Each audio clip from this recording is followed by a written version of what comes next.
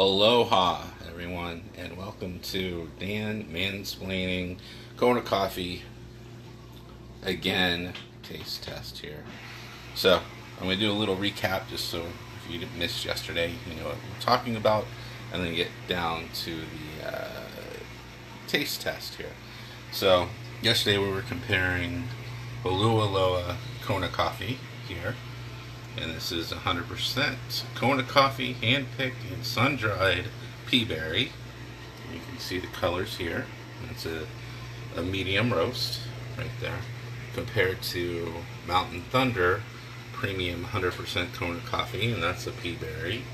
It's 100% hand-picked, and that's a Vienna roast, and you can see the peaberries down there. Now, again, what a peaberry is a coffee bean that instead of splitting into two stayed together, so it's kind of the opposite of twins. You can see there that that's a single bean, and the theory is that I just split it in two there so you can see what it looks like on the inside. So the theory is that it's more dense, provides more flavor than a coffee bean that has split, and generally the peaberry is smaller, and they only are about 5% of the yield, so they are very rare, and they usually are on the outside of the plant, like the end of the stem, which is an interesting little fact.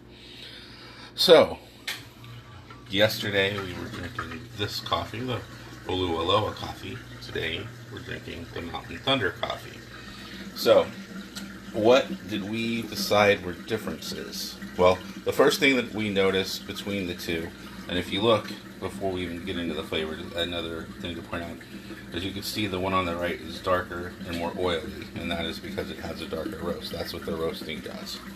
So the first thing that we noticed this morning was that the new coffee was more fragrant. Susan said she could smell it better into the bedroom when it was, "Hello, Dad." We're going to give a review and a taste test here, so you can chime in with questions as I go through this for sure.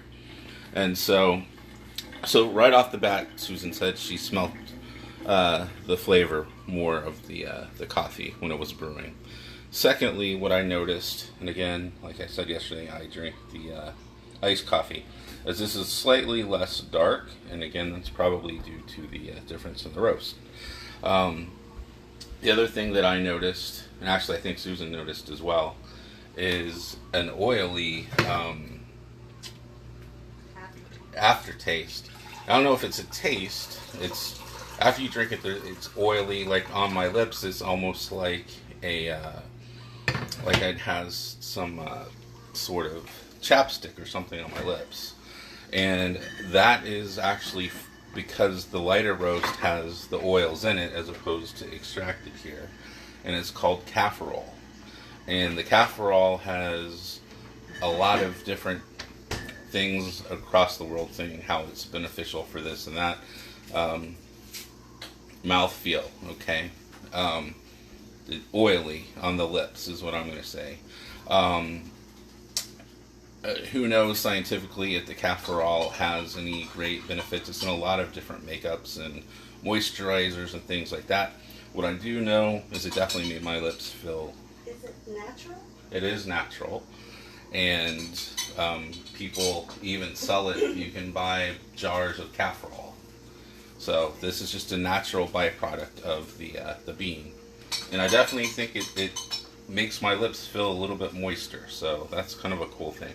The other thing is the lighter bean is going to have more caffeine.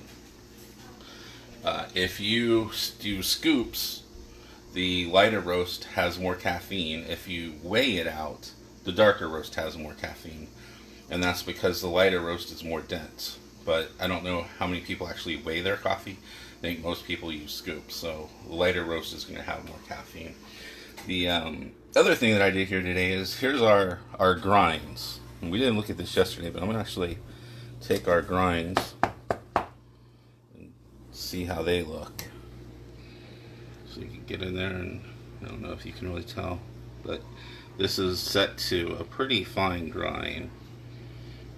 It's as fine as I could get it without it being too weak a coffee. Not really a lot that you can tell, but it's uniform at least. So, some other things to go over that came up from yesterday. You may have watched yesterday and said, you know what, I'm going to go out and I'm going to buy some Kona coffee because this sounds like a great deal. This Kona coffee is amazing. Well, the Kona coffee that they sell in stores is not the Kona coffee that you get online or at a Kona coffee farm. Even here at Costco, they sell actually this brand right here of coffee. But what the farms do is their inferior beans, the ones that they have to farm but don't make a lot of money on, they send those off to places like Costco or your local grocery store, and then they keep the good beans. And not all good beans are peaberry. That's like the top of the line. They keep those and sell those either on the internet or at their farms. So just jumping out and getting in the car and going down to Costco isn't going to get you good Kona coffee. So that's just a little tidbit there. Anyway, I think I do like the lighter roast. Now, I can't say that it's better than the Halualai coffee because this is a different roasted coffee. But the fact that this has a little less, bitter flavor. It's, yes, exactly. That's the oil right there. You just post it. Oh, I don't know how to get it out. I'm sorry, I was reading the comments from my dad. He says it's cafesterol. That's the oil. So I don't know that this is a perfect apples to apples comparison because of the difference in the roast. So next time we'll probably go back to the Halualai Kona coffee stand and get their lighter roast, and then that'll be a really good apples to apples comparison. And like I said, if you're gonna want to really enjoy Kona coffee, get on the internet and go to one of these small farms and order from them directly and have it shipped to you. A couple other little side notes. The coffee industry is moving toward something that's more like the wine industry, where now when you buy wine, it's broken down into types and regions. And if you get into real fancy wines, they'll even say what estate the wine came from. And that's really where they're headed with coffee. Hey, there's my wife. So here on Kona, it's already kind of done that way because each of these farms are individual farms and the beans come from that one individual farm. They're not brought in from multiple farms, crushed together, and put into one product, which is pretty much how the manufacturing of mainstream coffee is done.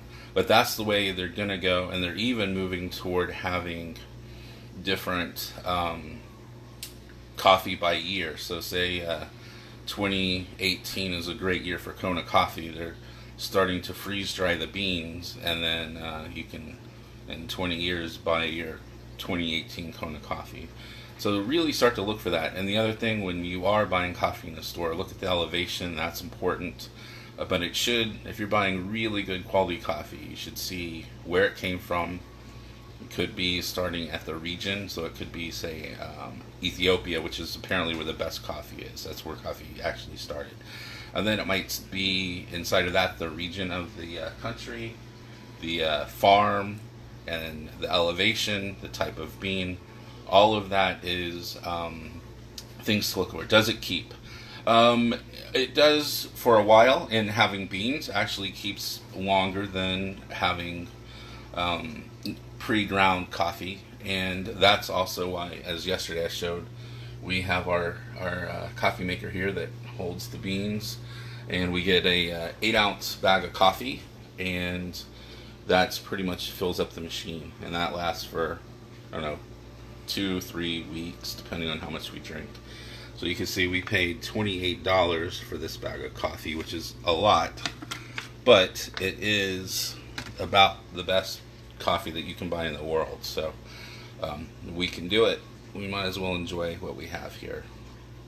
I think that's about it. I'll show the color of the coffee again. So that's probably closer to what would be in your cup. And as you can see, it's almost more like a tea. You're talking about keeping it for years, freeze dried. But is that the same as fresh? Apparently, it is. They're, I guess if you freeze it the right way, it does keep. Because they were talking about having vintages. So, they were saying you could have vintage 2005 coffee. Now, this is new, and there's only a few really high-end coffee makers that are starting to do that. But that's a trend in the industry. They're really, like I said, they want to move toward having the coffee industry be like the wine industry, but they're years behind. They're just trying to catch up to it. And that's kind of their, their model to copy. So, any other questions? All right, a little thumbs up.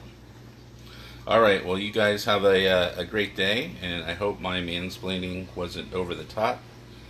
Now they need to import. Yes, Civet Cats. Yeah. So just a quick little bonus nugget here. So I don't know how many people know how coffee was started. Even it was a farmer, and I don't remember his name, but a farmer in Ethiopia, and his goats were eating the coffee cherries off of his plants, and he noticed that they were happier, friskier goats. So he tried the coffee cherry and found that he had similar side effects. So he started to eat the coffee and took it to some monks, and the monks were fairly scientific and did some research and found that if you cooked the coffee, you could get a burst of energy. And they even in Ethiopia gave the warriors caffeine from the coffee. They ate the coffee to prepare them for battle, so they'd be energized.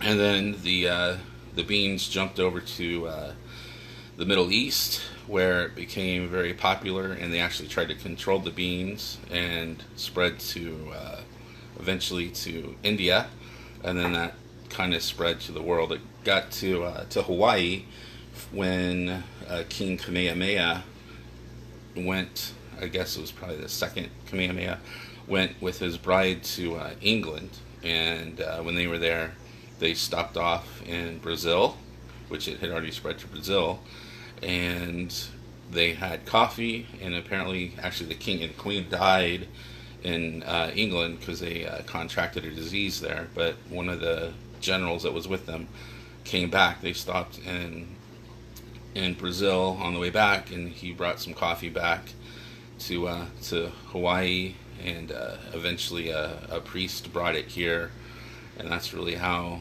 the coffee got to Kona, and it just happens to grow very easily on the mountainside here with the lava and the climate, and so they have really, really good quality coffee here.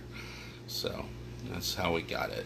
And I'm going to let you guys go unless somebody asks a question in the next 5 seconds. 4, 3, 2, 1. All right. Aloha, everybody. Enjoy your coffee and have a great day.